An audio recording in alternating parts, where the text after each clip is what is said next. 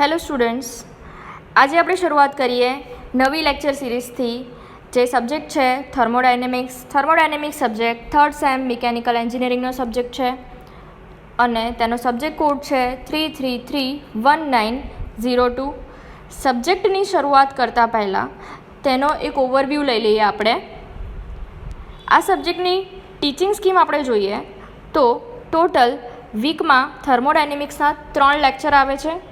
એક પણ ટ્યુટોરિયલ કે પ્રેક્ટિકલ આવશે નહીં. આ સબ્જેક્ટ ટોટલ 3 ક્રેડિટનો છે. 70 માર્ક્સની યુનિવર્સિટીની એક્ઝામ લેવામાં આવશે અને mid semester exam internal exam 30 માર્ક્સની લેવામાં આવશે. આ સબ્જેક્ટમાં પ્રેક્ટિકલ કે ટ્યુટોરિયલ આવતું નથી, એટલા માટે આ સબ્જેક્ટમાં વાઇવા કે સબમિશન હશે નહીં.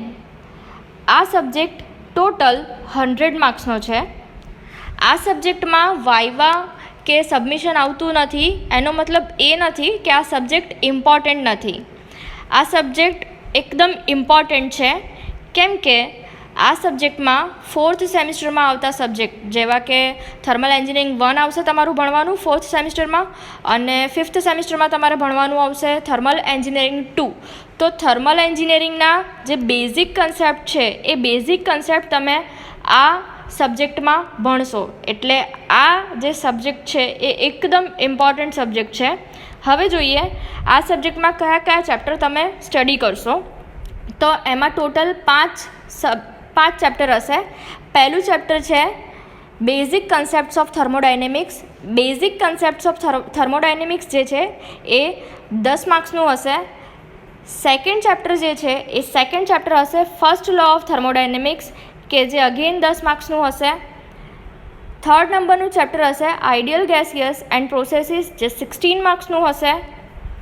ફોર્થ નંબરનું ચેપ્ટર હશે સેકન્ડ લો ઓફ થર્મોડાયનેમિક્સ, કે જે અગેન 16 માર્ક્સનું હશે.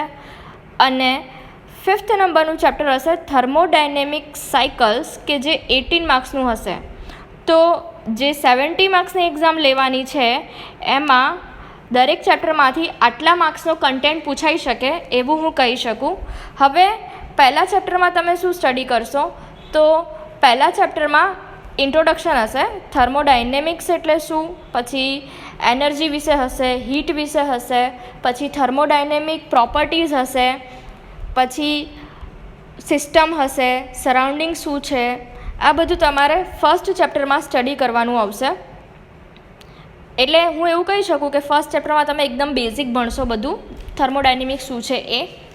સેકન્ડ નંબરનું જે ચેપ્ટર છે એ સેકન્ડ નંબરના ચેપ્ટરમાં તમે ભણશો ફર્સ્ટ લો ઓફ થર્મોડાયનેમિક્સ, જેની અંદર હશે જૂલ્સ. પછી થર્ડ નંબરના ચેપ્ટરમાં તમે જોશો આઇડિયલ ગેસિયસ એન્ડ પ્રોસેસીસ, કે જે 16 માર્ક્સનું હશે. હવે આ ચેપ્ટરમાં તમારે અલગ અલગ આઇડિયલ ગેસ માટેના લોઝ જોવાના છે. એના પછી કેરેક્ટરિસ્ટિક ગેસ ઇક્વેશન હશે. પછી અલગ અલગ થર્મોડાયનેમિક પ્રોસેસ માટે પીવી અને ટીએસ ડાયાગ્રામ તમે સ્ટડી કરશો. આ જે પીવી અને ટીએસ ડાયાગ્રામ છે એ થર્મલ એન્જિનિયરિંગ માટે ખૂબ જ ઇમ્પોર્ટન્ટ છે એવું હું કહી શકું. એટલે થર્ડ નંબરનું ચેપ્ટર એ એકદમ ઇમ્પોર્ટન્ટ છે. ફોર્થ નંબરનું ચેપ્ટર હશે સેકન્ડ લો ઓફ થર્મોડાયનેમિક, જેમાં તમે કેલ્વિન પ્લેન્ક સ્ટેટમેન્ટ ભણશો, ક્લોસિયસ સ્ટેટમેન્ટ ભણશો અને બીજા કન્સેપ્ટ્સ તમે સેકન્ડ લોના તમે ફોર્થ નંબરના ચેપ્ટરમાં સ્ટડી કરશો. એના પછી લાસ્ટ છે ફિફ્થ નંબરનું ચેપ્ટર થર્મોડાયનેમિક સાયકલ્સ. હવે થર્મોડાયનેમિક સાયકલ્સમાં તમે અલગ અલગ Carnot, auto, diesel, dual combustion cycles જે છે એ થર્મલ એન્જિનિયરિંગના કન્સેપ્ટ પર કેવી રીતે વર્ક કરે છે એ તમે આ ચેપ્ટરમાં સ્ટડી કરશો. અને આ જે ચેપ્ટર છે એ આઈસી એન્જિન માટે આગળના સેમિસ્ટરમાં આઈસી એન્જિન સ્ટડી કરવાનું આવશે અને રેફ્રિજરેશન સ્ટડી કરવાનું આવશે. તો એની માટે આ ચેપ્ટર ખૂબ જ ઇમ્પોર્ટન્ટ છે.